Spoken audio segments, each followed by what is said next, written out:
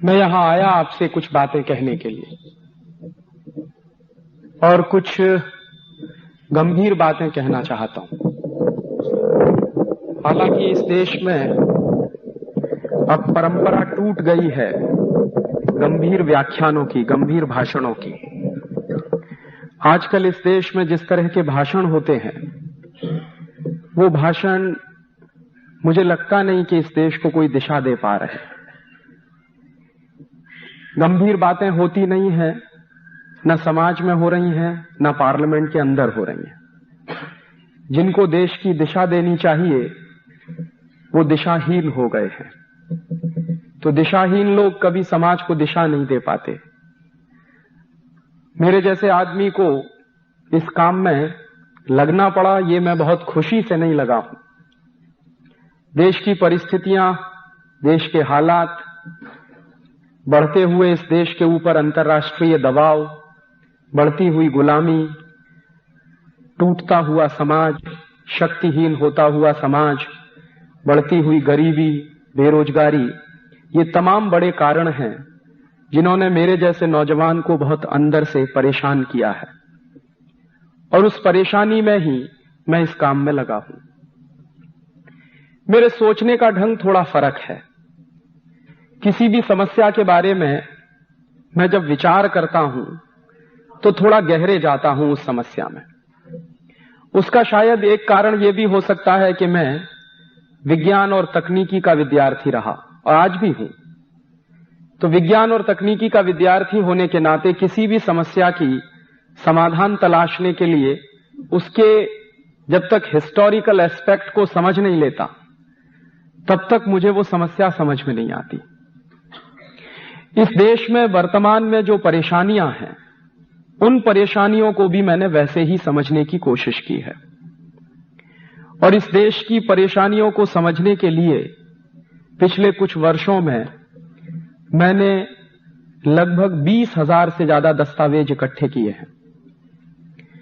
ये जो डॉक्यूमेंट्स मैंने इकट्ठे किए हैं ये इंडिया ऑफिस लाइब्रेरी के डॉक्यूमेंट्स हैं, लंदन के, ब्रिटिश हाउस ऑफ कॉमन्स की लाइब्रेरी के डॉक्यूमेंट्स हैं, दुनिया के तमाम दूसरे देशों की लाइब्रेरीज और आर्काइव्स से निकाले गए डॉक्यूमेंट्स हैं।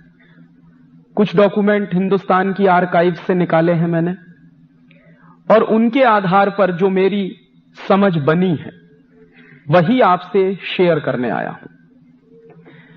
वो सही भी हो सकती है, गलत भी हो सकती है, और विनम्रता से यही कह रहा हूं कि अगर आपको कहीं गलत लगे तो आप जरूर मुझे सुधारने की कोशिश करें। ये एक बड़ा अभियान है, देश का काम है जिसमें मैं लगा हुआ हूं, और अगर मुझसे गलती होगी तो सारे देश को उसका नुकसान सहन करना पड़ेगा। तो ये आपकी जिम्मेदारी है कि मेरी गलतियों को सुधारें। देश आजाद हो गया है और आजादी के 50 साल पूरे हो गए। सारे देश में राजनीतिक स्तर पर एक जश्न जैसा माहौल है, हालांकि उसकी आत्मा मरी हुई है। और माहौल इस तरह का है कि हम तो आजाद हो गए हैं, 50 साल पूरे हो गए हैं, ये देश गणतंत्र हो गया है। और हिंदुस्तान की पार्लियामेंट में भी उस दिन 15 अगस्त माने 14 अगस्त की रात 1997 को आपने जो कुछ देखा वो देखा ही होगा। आजादी का एक बड़ा मेला सा मनाया गया। इस देश में आजादी के जश्न मनाने की भी कुछ ऐसी परंपराएं पड़ रही हैं, जैसे उदाहरण के लिए इस देश में आजादी का जश्न मनाने के लिए अमेरिका से एक संगीतज्ञ आ गया था, यानी। तो हिंदुस्तान की आजादी का जश्न मनाने के लिए अमेरिका से संगीतकार बुलाया जाता है, ये मेरे समझ के बाहर की बात है।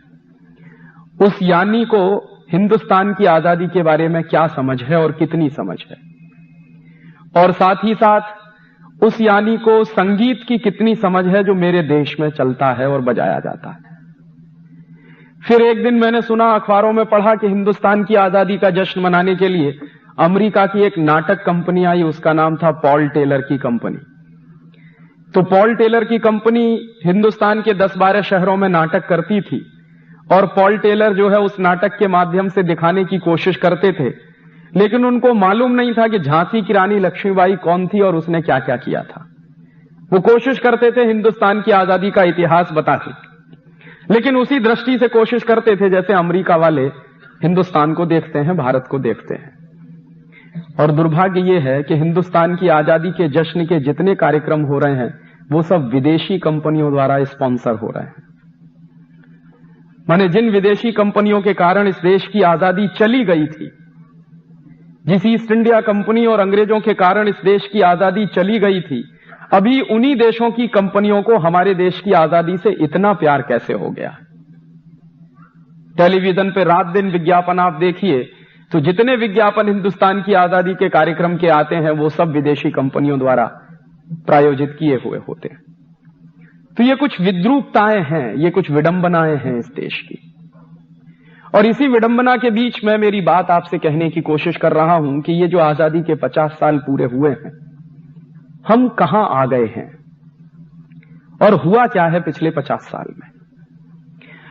पिछले 50 साल में जो कुछ इस देश में हुआ है उसको अगर ठीक से समझना हो मेरे जैसे विद्यार्थी के लिए, तो मैं हिंदुस्तान के पिछले 500 साल को भी समझना चाहता हूं कि पिछले 500 साल इस देश में क्या हुआ है।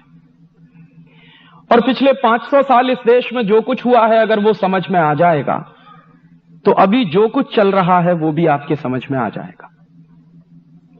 और मैं मेरी बात यहां से शुरू कर रहा हूं कि इस देश में कोई आजादी आई नहीं है और इस पर ताली बजाने की जरूरत नहीं है। यह मेरे दिल का दर्द है। इस देश में कोई आजादी आई नहीं है। यह देश अभी भी उतना ही गुलाम है जितना कि अंग्रेजों के जमाने में था।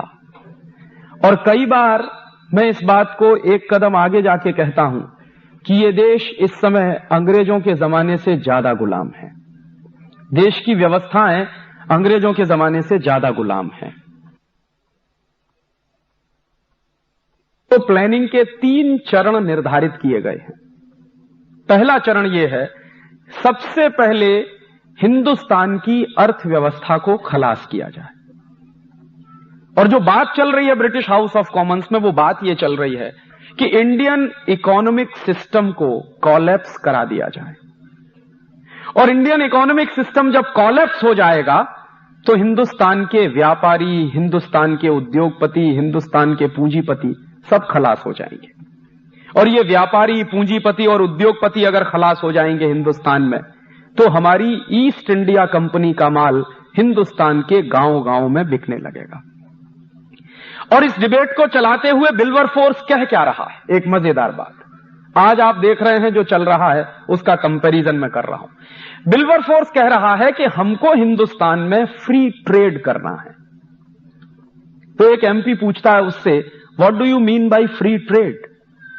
तो विल्बरफोर्स कह रहा है कि फ्री ट्रेड का माने ब्रिटिश गुड्स का हिंदुस्तान के गांव-गांव में बिकना, ब्रिटिश गुड्स का, ब्रिटेन के माल का हिंदुस्तान के बाजारों में भर जाना, और ब्रिटिश के माल का, ब्रिटेन के माल का हिंदुस्तानी लोगों द्वारा ज्यादा से ज्यादा कंजम्पशन करना, उपभोग करना, यह है फ्री ट्रेड।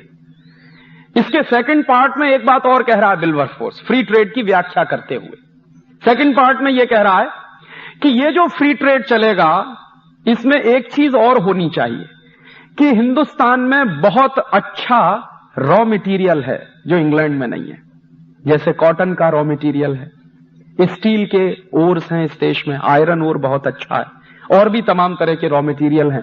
तो वो कह रहा है कि कुछ इस तरह का फ्री ट्रेड चलना चाहिए कि जिससे हिंदुस्तान का सारा रॉ मटेरियल ब्रिटेन में आना शुरू हो जाए और उस रॉ मटेरियल के लिए हमको एक नया पैसा खर्च नहीं करना पड़े और उस रॉ मटेरियल से हम फिनिश प्रोडक्ट बनाएं और वापस इंडियन मार्केट में ले जाकर बेचें। तो जब ये डिबेट कंक्लूड हो रही है तो उस डिबेट को इंप्लीमेंट करने के लिए पॉलिसीज बनाई जा रही हैं। और वो पॉलिसीज क्या बन रही हैं? पहली पॉलिसी बनी है और ईस्ट इंडिया कंपनी को एक चार्टर इशू किया गया है। ये ईस्ट इंडिया कंपनी जब आई है तो 20-20 साल के चार्टर उसको दिए जाते हैं।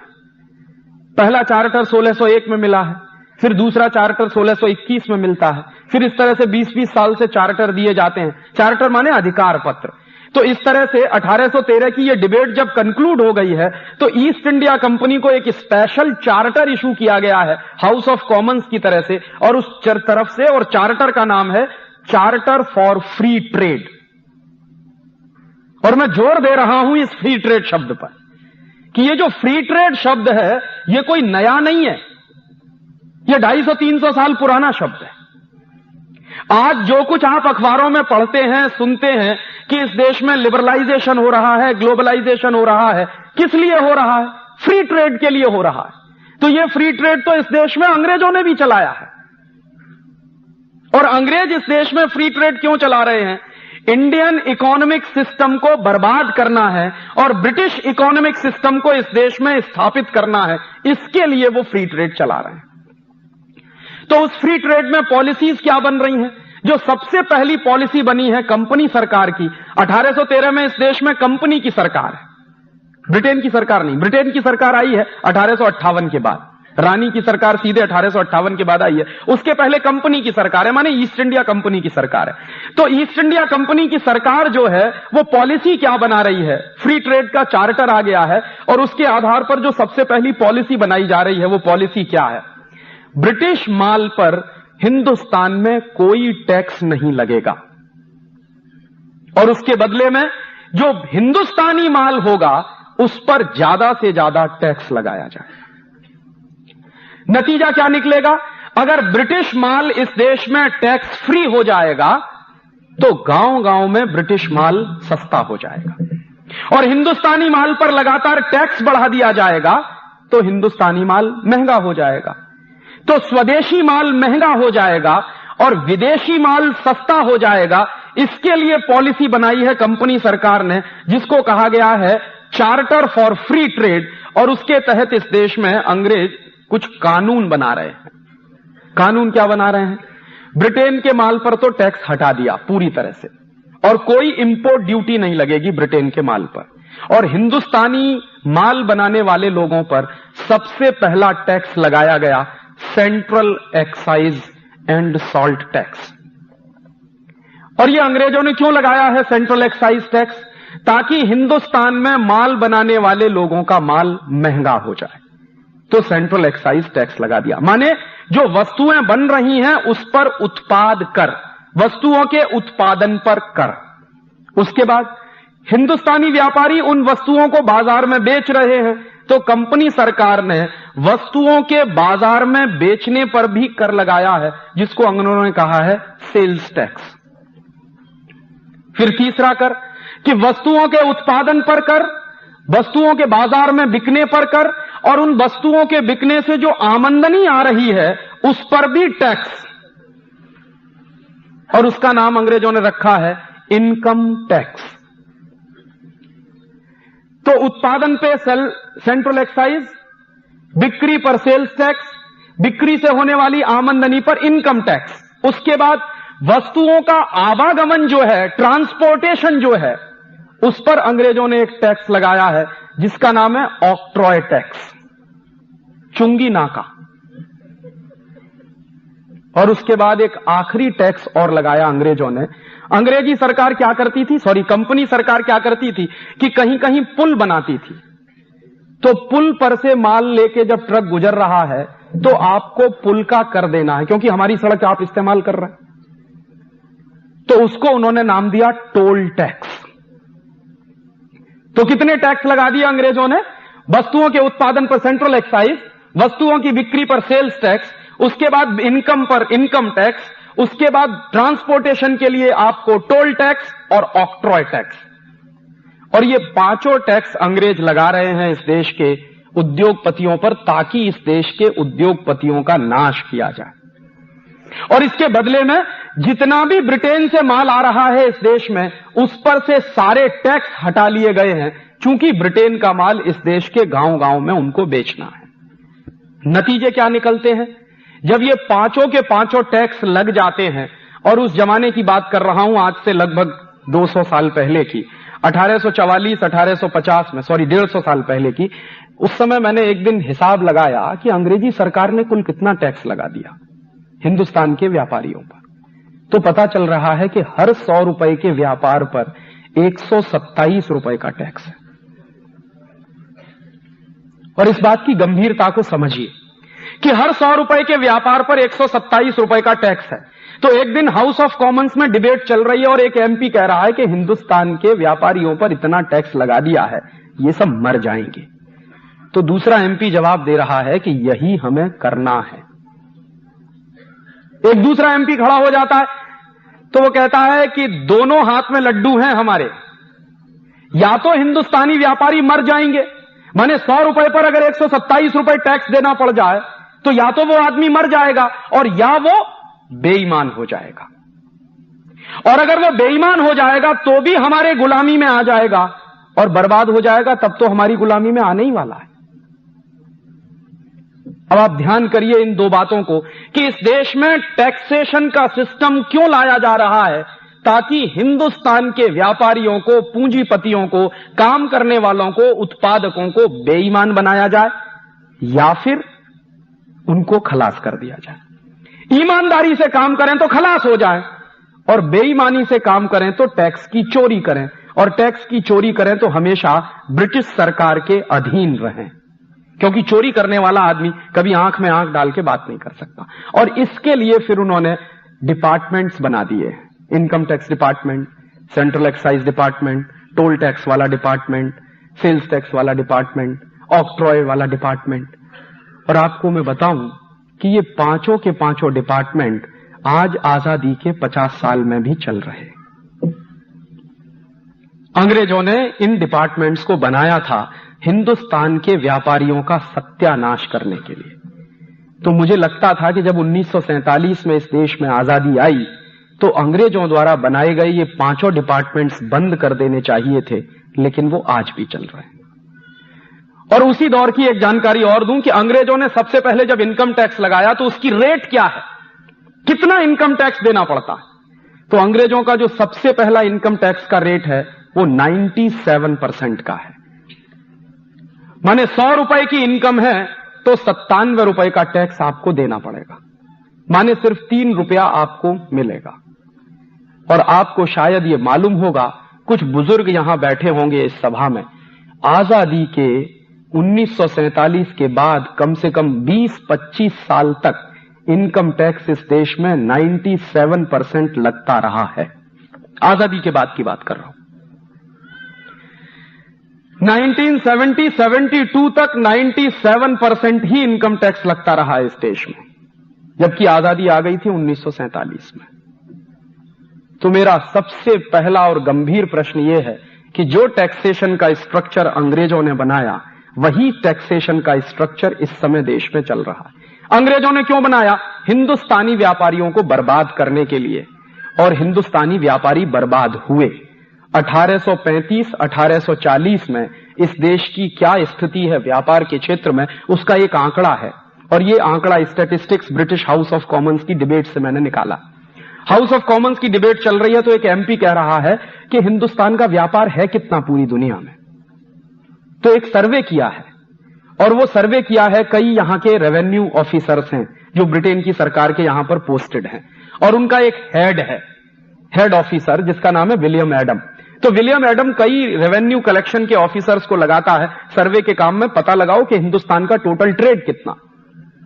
तो उसका आंकड़ा है 1835-1840 के आसपास, और ये 1850 तक भी चलता रहा है। 1850 के आसपास तक हमारा टोटल ट्रेड सारी दुनिया के ट्रेड का 1/3 है। माने पूरी दुनिया में अगर उस जमाने में $100 बिलियन का ट्रेड चल रहा हो तो $33 बिलियन का ट्रेड अकेले हिंदुस्तान का है। इसको एक दूसरे तरीके से भी कह सकते हैं कि आज से 150 साल पहले इस देश का कुल व्यापार सारी दुनिया के व्यापार का 33% है। और इस बात को एक तीसरे तरीके से ऐसे भी कहा जा सकता है कि 1850 के आसपास तक दुनिया में जो टोटल एक्सपोर्ट हो रहा है उस एक्सपोर्ट में हिंदुस्तान का प्रतिशत 33% है। और आज आजादी के 50 साल के बाद हिंदुस्तान का हिस्सा टोटल वर्ल्ड मार्केट में कितना है जानते? रिजर्व बैंक ऑफ इंडिया के फिगर्स हैं, ये मेरे नहीं। Last year reserve bank of India की रिपोर्ट ये बता रही है कि टोटल वर्ल्ड ट्रेड में हिंदुस्तान का कंट्रीब्यूशन क्या है? 0.01%। हम जब गुलाम हैं अंग्रेजों के, और अंग्रेज इस देश का सत्यानाश करने पर तुले हुए हैं, और 150 साल पहले की ये बातें हैं, तब इस देश में कोई हाईटेक नहीं है, तथाकथित हाईटेक नहीं। हाईटेक तो है, लेकिन ये जो सो कॉल्ड हाईटेक है वो नहीं है। इंडस्ट्रीज का स्ट्रक्चर भी मेगा स्ट्रक्चर नहीं है, माने मेगा प्रोजेक्ट्स इस देश में नहीं है। तब हमारा टोटल वर्ल्ड मार्केट में कंट्रीब्यूशन 33% है, और आज इस देश में लाखों लाख करोड़ रुपए के इन्वेस्टमेंट के बाद, 244 नेशनल पब्लिक सेक्टर के होने के बाद, इतनी विदेशी कंपनियों को बुलाने के बाद, हिंदुस्तान में इतने बड़े बड़े घराने होने के बाद, इतनी हाईटेक लेने के बाद, टोटल वॉल्यूम ऑफ ट्रेड कितना है? 0.01%। तो हम तरक्की की तरफ बढ़ रहे हैं या विनाश की तरफ बढ़ रहे हैं? कहा यह जा रहा है कि आप बहुत तरक्की कर रहे हैं। तो मैं मानता था कि तरक्की होती अगर 33% वाला ट्रेड हमारा 50% हो गया होता, 70% हो गया होता, तो मानता कि हिंदुस्तान ने तरक्की कर ली है। लेकिन यह तो घट के 0.01% पे आ गया। तो हम तरक्की कर रहे हैं या कहीं पीछे की तरफ जा रहे हैं? और इसी के साथ याद आ गई एक बात, तो बता रहा हूं, विलियम एडम ने जो सर्वे कराया है, उस सर्वे में कुछ ऐसे आश्चर्यजनक तथ्य हैं जो आप सुनेंगे तो चकरा जाएंगे। विलियम एडम अपनी रिपोर्ट में लिख रहा है कि 1835-1840 के आसपास हिंदुस्तान में स्टील बनाने वाली 10,000 फैक्ट्रियां हैं, आज से 150 साल पहले। और वो जो 10,000 स्टील बनाने वाली फैक्ट्रियां हैं, उनमें जो स्टील बनता है 1850 के आसपास, वो स्टील इस क्वालिटी का है कि आप उसको वर्षों वर्षों तक पानी में पड़ा रहने दीजिए, उस पर जंग नहीं लग सकता। वो मेहरौली का खंभा सैकड़ों साल से खड़ा हुआ है, उस पर 1% भी कहीं जंग नहीं है। और आज आधुनिक टेक्नोलॉजी से बनने वाले किसी भी स्टील को आप अपने आंगन में फेंक दीजिए, 3 महीने बारिश में उसको पड़ा रहने दीजिए, मैं चैलेंज से कहता हूं उस पर जंग लग जाएगा। 150 साल पहले स्टील बन रहा है इस देश में, तो उस पर 1% का जंग नहीं लगता, वर्षों वर्षों तक ऐसे ही है। और 10,000 फैक्ट्रियां स्टील बना रही हैं, और टोटल प्रोडक्शन ऑफ स्टील कितना है उस जमाने में, यह सुनेंगे तो और आश्चर्य करेंगे। टोटल स्टील प्रोडक्शन है 1850 में हिंदुस्तान का एक साल का करीब करीब 80 से 90 लाख टन एक साल का। और आज जानते हैं कितना स्टील प्रोडक्शन है इस समय देश में? मुश्किल से 72 से 75 लाख टन। इतने मेगा प्रोजेक्ट्स हैं, इतना हैवी इन्वेस्टमेंट है, इतने बड़े बड़े सफेद हाथी हमने खड़े किए हुए हैं, तब स्टील प्रोडक्शन है 70 लाख टन के आसपास। और उस जमाने में 10,000 स्टील बनाने की फैक्ट्रियां हैं, तो उनका स्टील प्रोडक्शन है करीब 80 से 90 लाख टन। और हिंदुस्तान 1850 में स्टील एक्सपोर्टिंग कंट्री रहा है। और ये दस्तावेज ब्रिटेन के पार्लियामेंट के हैं, जब एक एमपी कह रहा है कि ईस्ट इंडिया कंपनी के जितने जहाज बनाए गए हैं वो सब हिंदुस्तान के स्टील को इंपोर्ट करके बनाए गए हैं।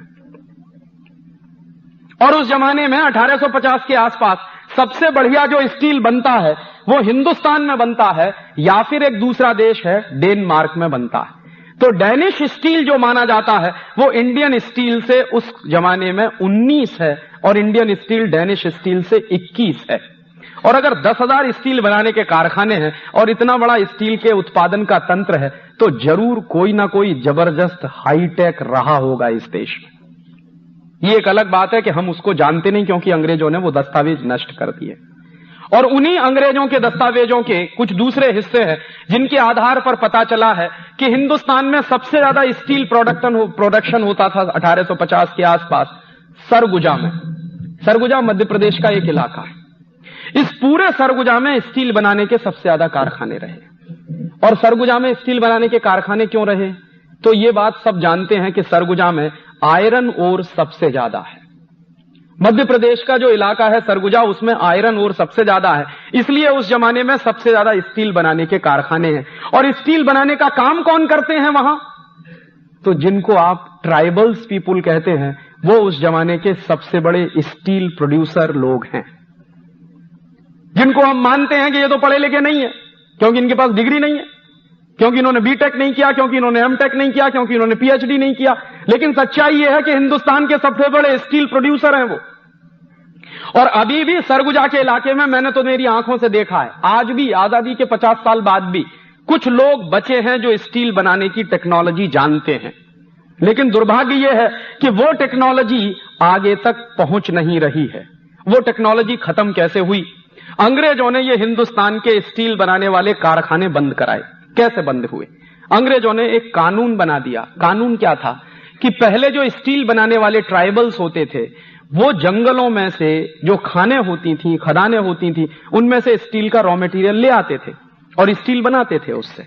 अंग्रेजों ने क्या किया कि एक कानून बना दिया कि कोई भी ट्राइबल खदानों में से ओर नहीं निकाल सकता, और बाकायदा इसको सख्ती से लागू करा दिया। और फिर उन्होंने ये घोषणा कर दी कि खदानों में से अगर और कोई निकालेगा ट्राइबल, तो उसको 40 कोड़े मारने की सजा, और उससे पर भी वो ना मरे तो उसको गोली मार दी जाए। इतना सख्ती से वो कानून इस देश में लागू हो गया। तो धीरे धीरे आदिवासियों के स्टील के ओर लेने पर पाबंदी लगा दी गई, और धीरे धीरे वो खत्म होते चले गए, और क्रम के काल में वो करीब करीब समाप्त हो गए हैं। और आपको जानकर ये आश्चर्य होगा कि ये कानून जो अंग्रेजों ने चलाया कि आदिवासी आयरन ओर नहीं ले सकते, वही कानून हिंदुस्तान में आज भी चल रहा है। और आज भी इस देश में जो टेक्नोलॉजी जानते हैं वो लोग आयरन ओर नहीं ले पाते। और उसके दूसरी तरफ क्या चल रहा है कि बड़ी बड़ी विदेशी कंपनियां उन आयरन ओर्स को खोद खोद कर ले जा रही हैं। जापान की एक कंपनी है, उसका नाम है निप्पन डेर्नो, वो इसी धंधे में लगी हुई है।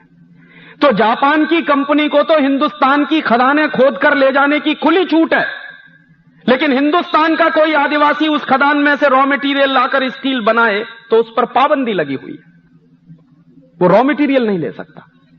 और मैं मान सकता हूं कि यह कानून अंग्रेजों ने बनाया, अंग्रेजों की सरकार थी, उनके अपने स्वार्थ थे, उनको यह देश बर्बाद करना था। मैं ये कैसे मान लूं कि आजादी के 50 साल के बाद भी वही कानून चल रहा? आज तो हमारी सरकार है, आज तो हमारे लोग हैं जो पार्लियामेंट में बैठे हैं। अब तो हम मानते हैं कि यह देश अंग्रेजों की गुलामी से आजाद हो गया है। तो फिर वही कानून जो अंग्रेजों ने चलाया इस देश को बर्बाद करने के लिए, वो क्यों चल रहा है? और क्यों नहीं कोई राजनीतिक पार्टी इस सवाल पर सोचती कि विदेशी कंपनियां तो रॉ मटेरियल खोद खोद कर ले जा रही हैं। जापान की कंपनी निप्पन डेर्नो जो रॉ मटेरियल ले जाती है वो कौड़ी के दाम में जाता है और उससे स्टील बनाकर वापस इसी देश में लाकर बेचती है और फिर दूसरी बार भी मुनाफा लेकर जाती है। यह धंधा तो अंग्रेजों के जमाने में चलता था, वो तो आज भी चल रहा। कैसे मैं मानूं कि यह देश आजाद हो गया? और इस तरह से अंग्रेजों ने क्या किया है कि इस देश के तमाम हुनरमंद लोगों को बर्बाद। और आपने एक किस्सा और भी सुना होगा कि ये स्टील बनाने वाले लोगों को ऐसे बर्बाद किया अंग्रेजों ने। एक दूसरा किस्सा सुनाऊं।